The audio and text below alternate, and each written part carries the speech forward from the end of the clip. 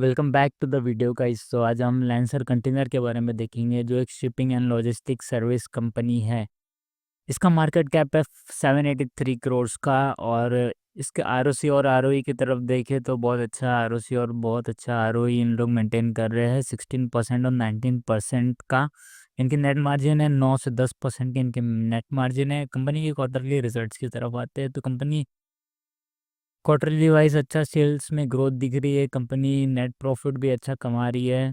और आगे बढ़ते कंपनी के बैलेंस शीट की तरफ, तो कंपनी के रिजर्व्स में अच्छी खासी इनफ्लो कैश की आते हुए दिखी है। और कंपनी ने अपनी बोरिंग्स कम कर दी। कंपनी बहुत अच्छा एक्सपांशन करते हुए दिख रही है।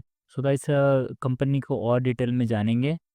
तो कंपनी ने रिसेंटली एक्विजिशन किया है एक अपने बीएलएल लिमिटेड का। सो ये बीएलएल के बारे में देखते हैं। बल्क लाइनअप लॉजिस्टिक लिमिटेड, ये कंपनी स्पेशलिटी है लिक्विड लॉजिस्टिक्स में। तो कंपनी ने इन लोग के 100% के स्टेक्स एक्विजिशन कर लिए हैं।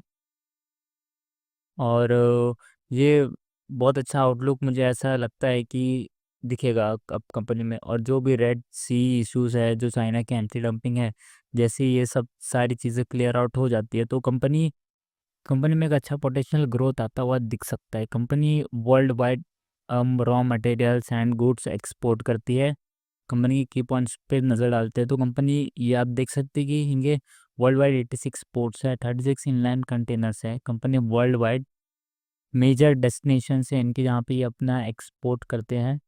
अ, और कंपनी कंपनी के एक्सपेंशन प्लान की तरफ देखें तो कंपनी FY 26 तक 45,000 के टीईयू कैपेसिटी एक्सपांशन के लिए बोल रही है। तो टीईयू क्या होता है? टीईयू होता है 20 एक्सपांशन यूनिट्स। तो ये क्या होता है? जो 20 फीट के कंटेनर्स होते हैं ये, ओके, जो आप देखते होंगे जिसमें कार्स और डिफरेंट टाइप ऑफ मटेरियल जो ट्रांसपोर्ट करते हैं, जो बड़े बड़े कंटेनर्स होते हैं शिपिंग के टाइप पे यूज़ होते हैं, आपने देखे होंगे। तो कंपनी का उसी का काम है। तो कंपनी 45,000 तक अपने वो एक्सपांड करने वाली है। और कंपनी की तरफ आगे बढ़ते हैं तो कंपनी के प्लान्स देखते हैं। कंपनी की फ्यूचर स्ट्रेटजीज देखेंगे तो ये तो आपको मैंने बता ही दिया है। कंपनी अच्छी मार्जिन ग्रोथ भी एक्सपेक्ट कर रही है अपने बिजनेस से। और कंपनी कह रही है कि 200 से 300 कंटेनर हम हर महीने बढ़ाएंगे। ओके। तो ये कंपनी में मेरा ऐसा मैं रिकमेंडेशन नहीं दूंगा कि आप इसमें होल्डिंग बना ही लें। आप वैसे ही समझदार है तो आप समझ सकते हैं कि ये चीज़ की ग्रोथ, ये चीज़ की डिमांड इंडिया में कैसे है और कौन से सेक्टर इससे बहुत इम्पैक्टफुल होंगे। ऐसे मैं आपको बता दूं कि जो मोस्टली केमिकल कंपनीज इंडिया में रन हो रही है, इनका रॉ मटेरियल बाहर से ही आता है। तो ये लॉजिस्टिक्स एंड सर्विस कंपनी का इसमें बहुत बड़ा हाथ होता है।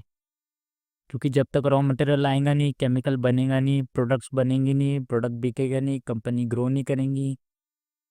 तो ये सब सारी चीज़ें, सब सेक्टर एक के ऊपर एक डिपेंडेंट है। तो make your investment wisely in the stock. And ये एक अंडर वैल्यू स्टॉक है, बहुत अच्छे वैल्यूएशन पे मिल रहा है। तो अब इसके बारे में और अपने तरफ से रिसर्च करके जान सकते हैं। Okay, thank you guys.